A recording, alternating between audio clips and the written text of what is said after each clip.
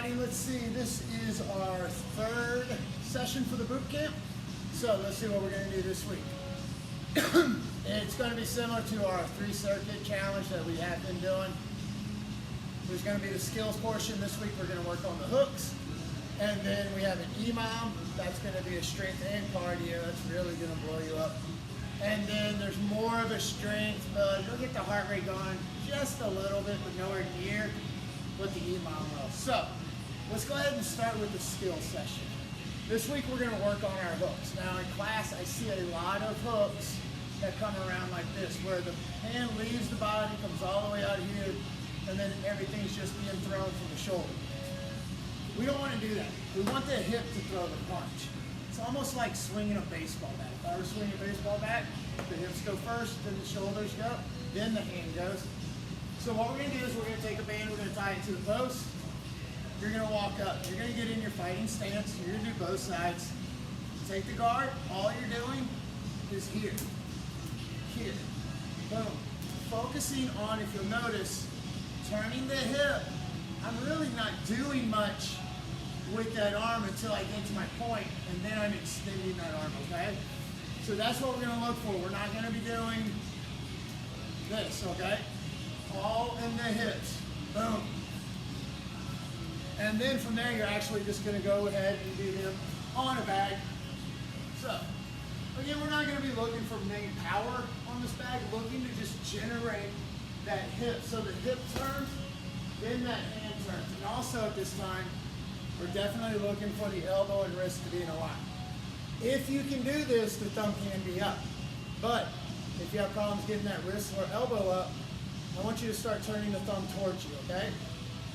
I've just been noticing more and more that if people turn their thumb towards them, the elbow just naturally starts to come up, okay? So we're going to start working on that. I'm going to be looking for this. I want to see this, all right? And then during that skills portion, you're going to be doing a Cossack squat or Kozak squat. I've heard it pronounced 2 different ways. But you take a long stance, okay? What we're going to do, it's a lateral squat, lateral lunge, however you want to call it. So what I'm going to do is I'm going to shift my weight down to the ground and then bring my heel or my butt as close as I can to my heel. Now this other leg, as it's going straight, I turn on the heel and then bring those toes up. And then you just shift in the other direction. You really, the higher you can keep the chest, the better you are. This is a very great squat for mobility. And this is the speed we're going to do it at as well. So we're not looking for any of this. But really even get that stretch, find the balance, come back up, and then do it again, okay? So that's going to be our skill session. The next thing we're going to do, we have the EMOM, okay? So what we're going to work on this time are our knees. And I'm going to bring in tape, and I'm going to tape off 2 lines. One line up here, one line up here. In between is where your knees are going to go. No more hitting the bag down here with those knees. We're getting where they need to be. We're also going to focus on that leg, bringing that leg back, driving the knee up so it's at like a high knee height, hip height. Then you extend that hip into the bag. Remember the kettlebell swings? We swung and then we used the hips, driving the hips forward. This is one of the places where it would apply to kickboxing. So when we're doing this, we're going to get that knee back, drive the knee up, and then into the bag. Also notice the heel, toe, the heel is up, as close to the butt as I can get it, toes are pointing down. Loose tension, this is where the shin ends up. Keep tension, that's where it goes.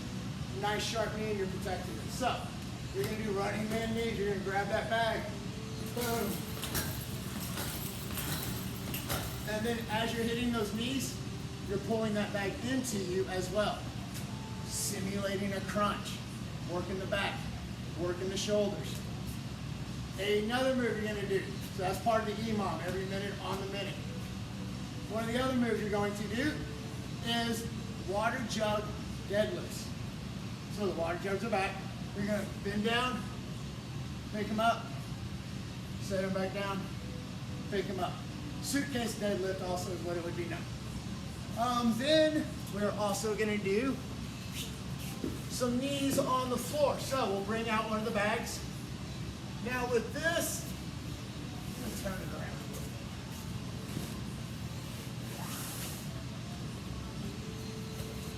Okay, good. So we're not looking for a lot of power here.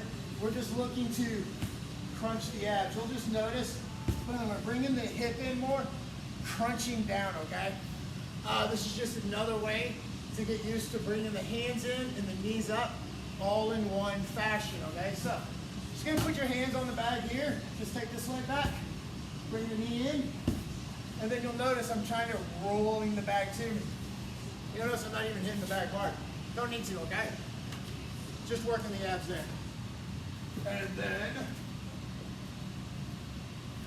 we have single arm thrusters. So we did not go over the thrusters.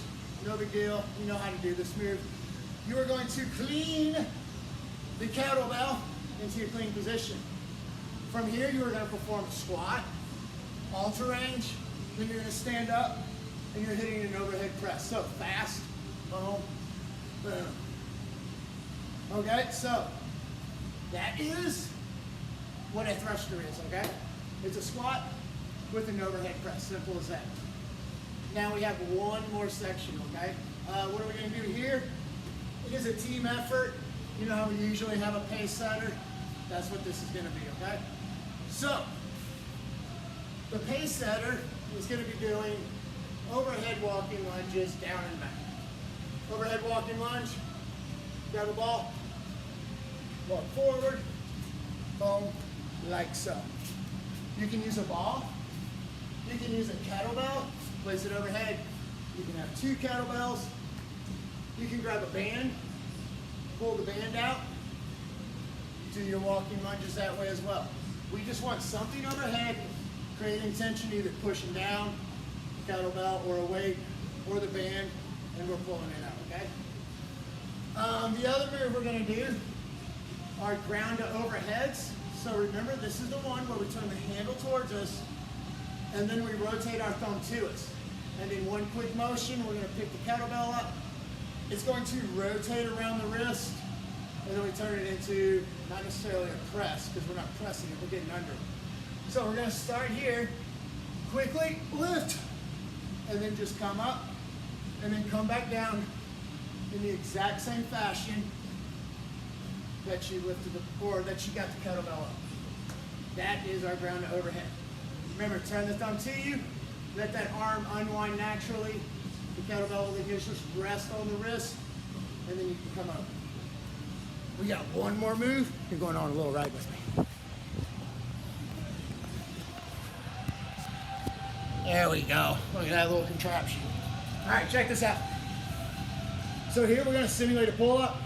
Right now there's 2 different bands on there. It's because I don't have the extra one. We won't have that extra one Sunday, so the bands will be at the same tension. But basically what you're doing, grabbing the bar, simulate your pull-up. Boom. Pull the bar down, come back up, and then you're just gonna keep doing that. We're going to sit up in an L position, so we are using the lats and back efficiently, just how you would do a pull-up. A lot of people don't do pull-ups like this, so we're not gonna simulate the pull-up that way, okay? Other than that, I think that is all that we have for the week. It is a lot of stuff, so I will see you guys Monday. All right, bye.